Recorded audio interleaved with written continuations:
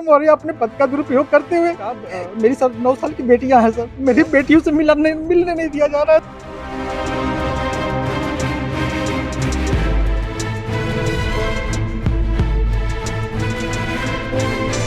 नमस्कार, मैं हूं दिबांजलि मोइत्रा। कहते हैं सोशल मीडिया चुटकियों में किसी की भी जिंदगी बदल सकता है। वही काम हुआ है एसडीएम ज्योति मौर्य और उनके सफाई कर्मी पति आलोक के केस में।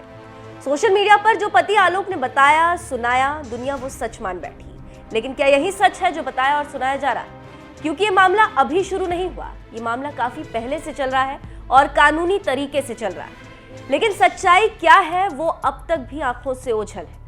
आज आपको बताएंगे जो अब चल रहा है उससे पहले क्या हुआ था।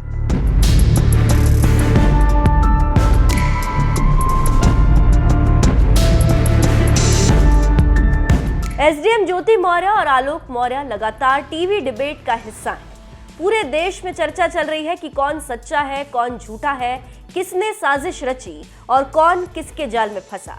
क्योंकि देश के हर आदमी की अलग राय, किसी के लिए ज्योति सही है, किसी के लिए आलोक सही है। लेकिन जिस तरीके से सोशल मीडिया पर ज्योति मौर्य के खिलाफ विरोध की बाढ़ आ गई, तमाम तरह से ज्योति के खिलाफ सोशल मीडिया भर दिया गया। कोई गालियां दे रहा है तो कोई इन्हें कोस रहा है। लोगों के पास वजह भी है। वजह है वो सच जो ज्योति के पति ने सबको दिखाने की कोशिश की, वो कहानी जो ज्योति मौर्य के पति आलोक मौर्य ने लोगों को बताई। लोगों ने उसे सच माना और इस महिला से नफरत करने लगे।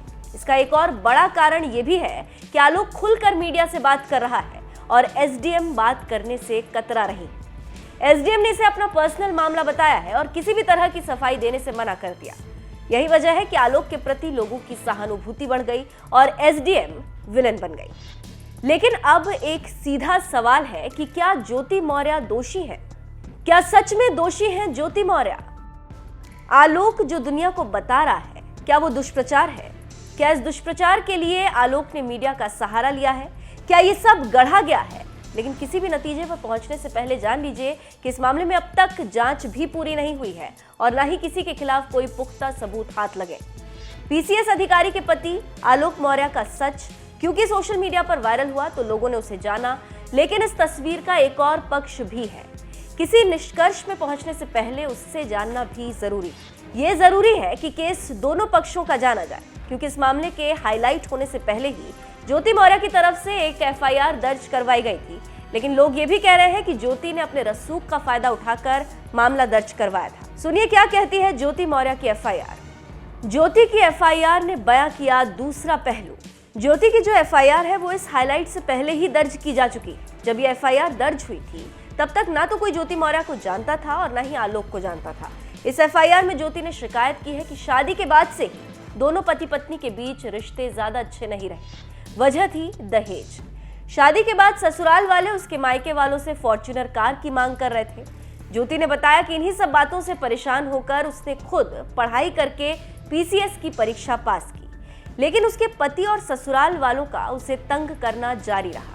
जब ज्योति ने अपने पति से तलाक की मांग की तो उसका पति आलोक मौर्य, उसका भाई अशोक मौर्य और भाभी प्रियंका मौर्य उसे धमकी देने लगे। ये सब लिखा है एफआईआर में। लेकिन सवाल उठता है कि मामले ने इतना तूल पकड़ा, फिर भी ज्योति ने इस पहलू को सामने क्यों नहीं रखा? और जो ऑडियो वायरल हो रही है, ना ही उसमें ऐसी किसी बात का जिक्र किया गया। हालांकि हम पुष्टि नहीं करते कि वो वायरल ऑडियो इन्हीं दोनों की है और इस एफआईआर में खुद पढ़ाई का जिक्र किया गया है। क्या ये जिक्र जानबूझकर किया गया है? ये भी एक सवाल है।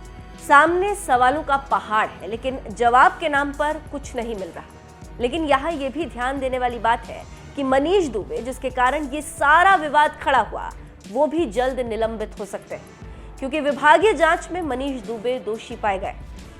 अब एक और आरोप सुनिए जो ज्योति मौर्य ने लगाया है। ज्योति मौर्य का कहना है आलोक मौर्य के परिवार ने उनका व्हाट्सएप क्लोन किया। इतना ही नहीं, उसकी गंदी तस्वीरें भी तैयार की गई और कई रिश्तेदारों में भेजी गई। इस शिकायत के मुताबिक ज्योति मौर्य के पति ने उसे धमकी दी कि अगर वो तलाक का केस वापस नहीं लेगी तो वो उसे सोशल मीडिया में बदनाम कर देगा, उसकी और बेटियों की जिंदगी को बेहद मुश्किल बना देगा। ज्योति ने इस केस के खिलाफ जांच करने की मांग की थी।